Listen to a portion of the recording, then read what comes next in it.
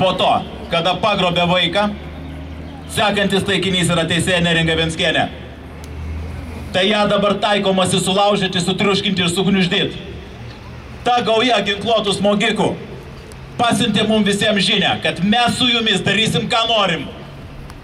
Tulkinsim per visus galus ir net nepaklausim, ar jums malonu. O jūs mums nepadarysit nieko. O mes sakom, padarysim. Dabar skaitau.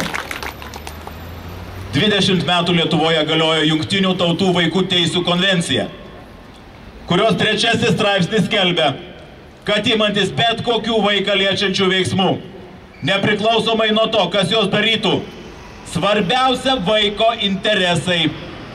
Tai yra tarptautinis dokumentas, po kurio Lietuva yra padėjusi savo parašą. Neatšaukiamas. Nedrįskite Lietuvos Respublikos piliečius įtikinėti, kad tai, kas įvyko Garliavoje 2012 metų gegužės 17 dienos ankstyvą rytą, atitinka vaiko interesus. Galbūt tai atitinka mergaitės biologinės motinos, o galbūt pedofilų klano interesus, bet tikrai ne vaiko. Mes, žemiau pasirašę Lietuvos Respublikos piliečiai, iškilmingai įsipareigojame nesuteikti Seimo nario mandato kitai kadencijai tiems, kurie pritars generalinio prokuroro prašymui leisti susidoroti su Kauno apygardos teisėja Neringa Venckienė.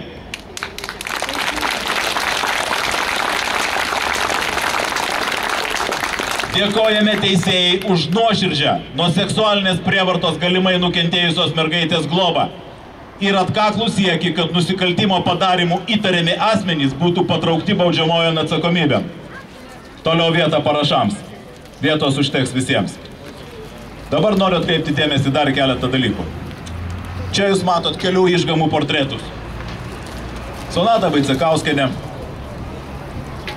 Žiobienė, kurios vardo neatsimenu. Ir va šitas vaskustagalvis, advokatas Černiauskas. Mes turėjom dar ir 4 nuotrauką, Andriaus Kubiliaus. Ir pasakysiu, kodėl. Andrius Kubilius šiandieną yra Lietuvos vyriausybės vadovas.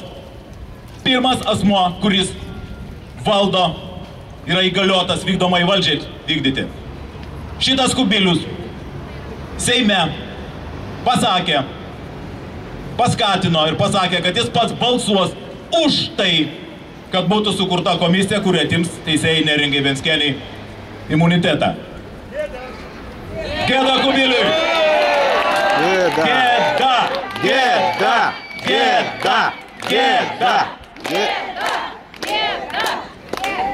Tikėkimės, kad kas nors tam šitą pasakys, o gal ir parodys. Na, o dabar aš kviečiu Onutę Poškienę, 2